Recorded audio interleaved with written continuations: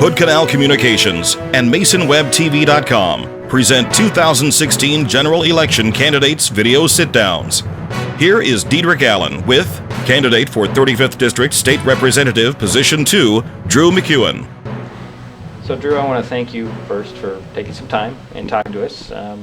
First, just remind everybody who you are and why you're seeking re-election. Yeah, thank you, Diedrich. Drew MacEwen, the current state representative in 35th District. Position 2 was elected in 2012, and I'm seeking re-election because we still have work to do. When I first ran in 2012 and re-elected in 2014, I ran on three things, and that is reforming state government, improving education, and creating a stronger economy in our state. And we've done work in all three of those areas, but we still have more work to do, and so that is why I'm seeking re-election. So while you've been in office, what legislation have you passed that has made the most impact? Yeah, that's a great question. There's a couple of items I would like to address to that. One is we've increased K-12 funding by over 30%, the largest increase since 1980. We also reduced higher tuition on average by 20% in the state. Those two things have a significant impact on the residents of the state of Washington. And there's also some other items in there, such as reform at the state VA system that cut out a lot of red tape and included more veterans that previously were not included in some programs in the VA. Very positive changes there that have a direct impact on people's lives. And also increasing employment opportunities for those with disabilities at the state level, and that has a direct impact on people's lives as well. And I believe all those together have a very positive impact on Washington. You mentioned in your opening those three areas, and I would like to talk about each one. Sure. As they come. Let's start out with a strong economy. What's your plan to create jobs and make our state more business friendly? Sure. We have a regulatory environment that doesn't always look to see if the regulations passed 5, 10, 20 years ago still make sense to keep today. And while we've started to do some of the sunset look at these, and do we put them in a situation, regulations where they have an automatic sunset provision, I think that's the direction we need to continue to go on the regulatory side. On the tax side, we have a B&O tax structure in the state that is burdensome both for complying and for paying for the businesses in our state. And it was created 85 years ago. Both parties have put things in, taken things out, and subsequently we have a multitude of rates, a number of different exemptions, and a number of different categories. And what I'd like to do is lower the rates and broaden the base.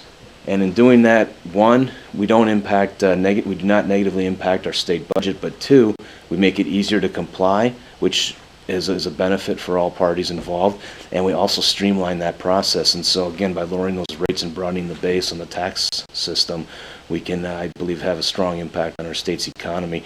But the regulatory issue is a big thing, and I had a bill that I did 2 years ago that was brought to me by a constituent, and here's where we have things that just don't make sense. We have people that buy real estate, they fix it up, and then they sell it, and they turn a profit, or that's their ideal situation, and that is how they make their living. And in our state, under previous law, if you did that, you had to license and contract and bond yourself as a contractor, even though you owned the property.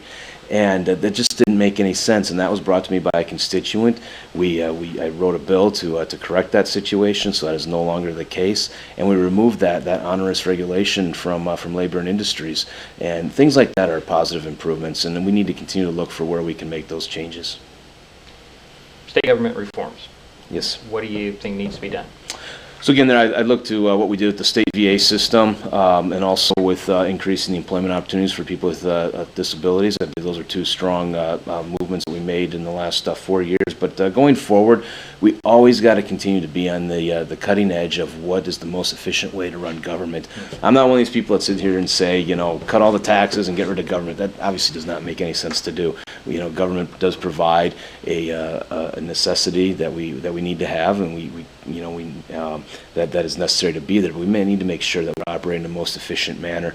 For instance, we have close to 24 different commissions that as the ranking member on general government and IT, those commissions report through that committee, and we had a day where we took testimony from each one. What are you doing? What are your goals? What's your budget? Every one of them has a budget between $500,000 and a couple $1 million. None of them could really articulate what their objectives are, much less say whether they've met those objectives. And we need to start looking at, does it make sense to have things in government that aren't meeting a defined goal? And we need to define it as a legislature what those goals are. And if we can't come up with something that makes sense, well then we need to look at, does it make sense to have that particular commission?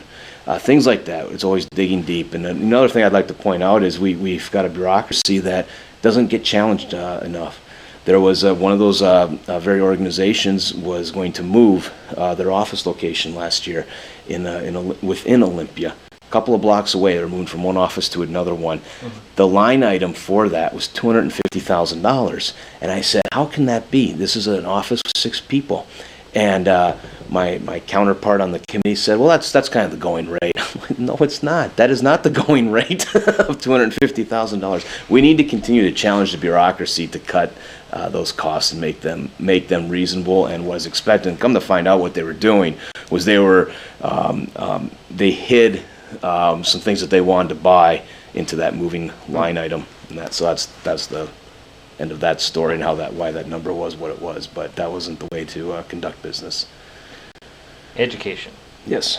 If reelected, how do you plan to make sure our schools receive the funding they need? Well, first of all, we need to define what that is, and as a legislature, we haven't done a very good job in defining what K-12 is. We have some people that would say K-12 education is from birth to high school graduation. We have others that say K-12 is kindergarten through bachelor's degree. To take another extreme, we need to clearly define K-12 education first and foremost. I'm in the process of doing a reform bill that will clearly define that and set what the state standards are to receive a diploma in the state of Washington, and then how do we create that opportunity for students to go and achieve that? And we reverse engineer it. How many teachers, what's the ideal class size, and how many teachers do we need then from kindergarten on through 12th grade?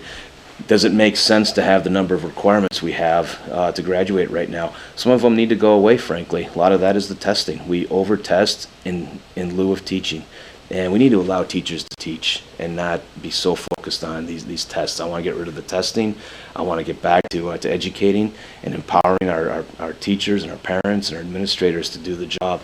So it's, to go through the complexity of that bill would take us quite a long day here, but we're in the process of working through that. We're going to have clearly defined, those student to teacher ratios, salary, and through that, we can then come up with what that K-12 budget really should be. And the second and most important part of this is that we fund it first. Right now, we typically, as you know, we've taken the operating budget well into May, sometimes June, before we pass it. School districts have to make staffing decisions, in May, I believe May 15th of every year. Well, if we don't have a state budget done, it's near impossible for them to do that. Subsequently, they have to give provisional layoff notices. That's not a good way to do business. I'm proposing that we have an education budget that we do by March 30th, delivered to the governor every year. It then becomes a one line item in the operating budget, but it's done.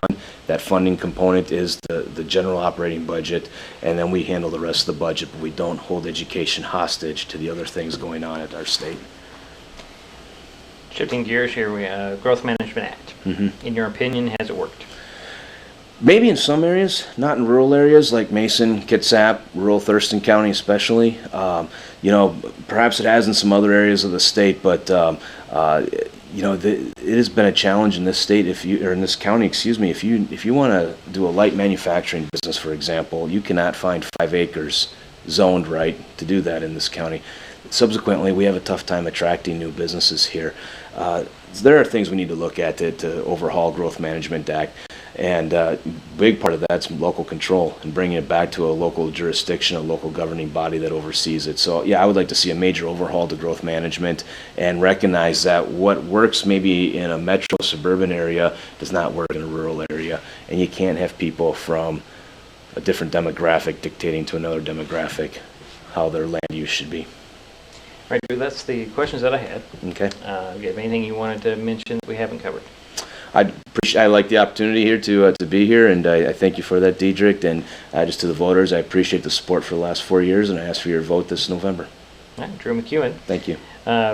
Republican, running for re-election in the 35th District State Representative position number 2. Thanks again for taking Thank some you. time. Helping voters make informed decisions.